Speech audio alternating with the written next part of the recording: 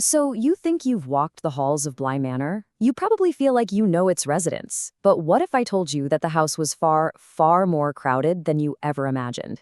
Today, we're going to pull back the curtain on the hundreds of ghosts hiding in plain sight. Let's go find them. All right, let me ask you a simple question. When you first watched the series, how many ghosts did you actually count? You definitely remember the main ones, right? Peter Quint, Rebecca Jessel, and of course, the terrifying lady in the lake. But trust me, they were just the tip of the iceberg.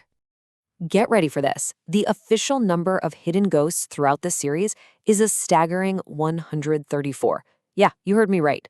Nearly every single frame inside that house is packed with silent, watching spirits.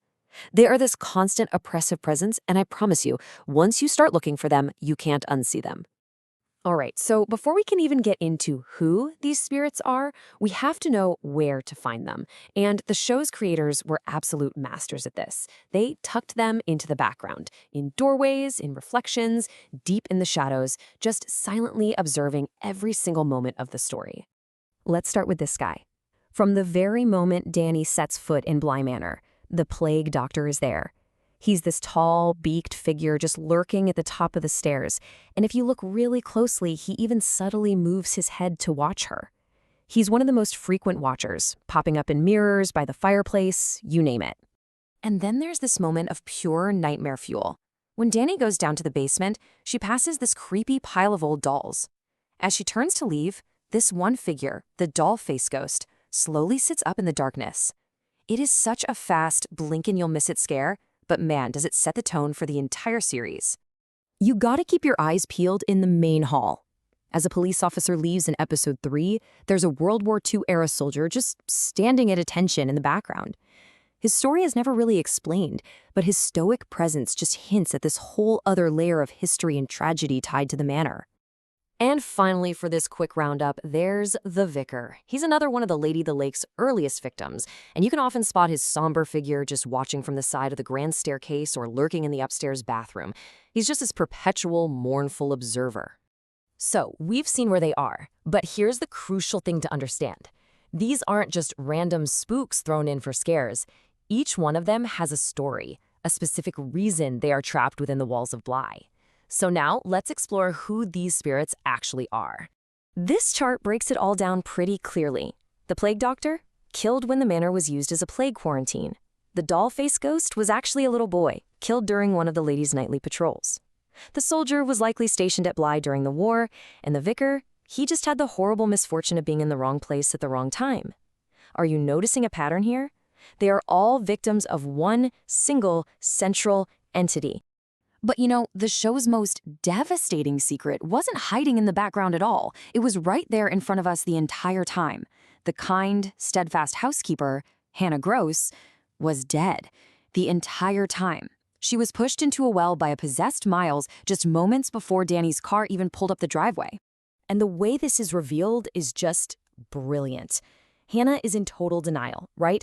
She's replaying her days, she refuses to eat or drink, and she constantly mentions seeing this crack, which she thinks is in a wall. In reality, it's the very last thing she ever saw, a crack in the stone at the bottom of the well where she died. So why? Why are all these spirits trapped? Why do they eventually lose their faces and their memories? Well, the answer lies at the bottom of the lake, with the original and most powerful ghost of Bly Manor. Okay, let's walk through this tragedy, because it's a doozy. Viola Willoughby was the original lady of the manor. She gets really sick, but her sheer force of will is so strong that when her sister finally murders her, her spirit just doesn't leave. It clings to a chest of her belongings, and when her husband throws that chest into the lake, her vengeful, faceless spirit begins its nightly walk, searching for her daughter and killing anyone who gets in her path. And this right here is the central rule of the entire haunting. Viola's powerful, stubborn spirit created what the show calls a gravity well. It's basically a supernatural force so strong that anyone who dies on the property gets pulled in, completely unable to leave. This is why Bly is so crowded, and it's why all the older ghosts have become these faceless echoes of who they once were. Now, knowing this fate is exactly what drives Peter Quint and Rebecca Jessel. They realize they're doomed to fade away, so they come up with this desperate, truly horrifying plan. convince Miles and Flora to invite them into their bodies, tuck the children's minds away into happy memories, possess them permanently, and finally just walk off the grounds. Now, I know this all feels like a lot to track, but the show gave us a perfect nap right from the very beginning. The most brilliant piece of storytelling in this whole series was hidden inside Flora's favorite toy. You see, Flora's dollhouse was never just a toy. It was a live tracker.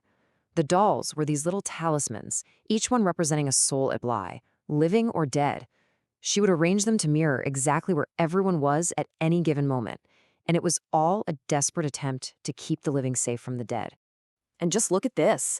The dollhouse told us everything. The Plague Doctor doll is in the bathroom, right where he appears. Peter Quint is behind the wardrobe, but the biggest tell of all, the Mrs. Grose doll is right there in the house, accounted for among all the other ghosts. The secret was laid bare for us in the very first episode, if only we knew how to look. So how does a centuries-long cycle of death and despair finally end? It's not with an exorcism or some big fight. It ends with a profound act of selfless love. Because this story, in the end, isn't really about horror. It's about sacrifice. In the show's climax, the lady in the lake, Viola, mistakes Flora for her own long-lost daughter and starts dragging her to the lake to drown her. To stop the inevitable, to save this little girl's life, Dani knows there is only one thing she can possibly do. She stands right at the water's edge and speaks these three simple, powerful words. It's an invitation, it's an acceptance. In that single moment, she allows Viola's ancient, rage-filled spirit to enter her own body, merging with her completely. And this one selfless act does what centuries of suffering never could.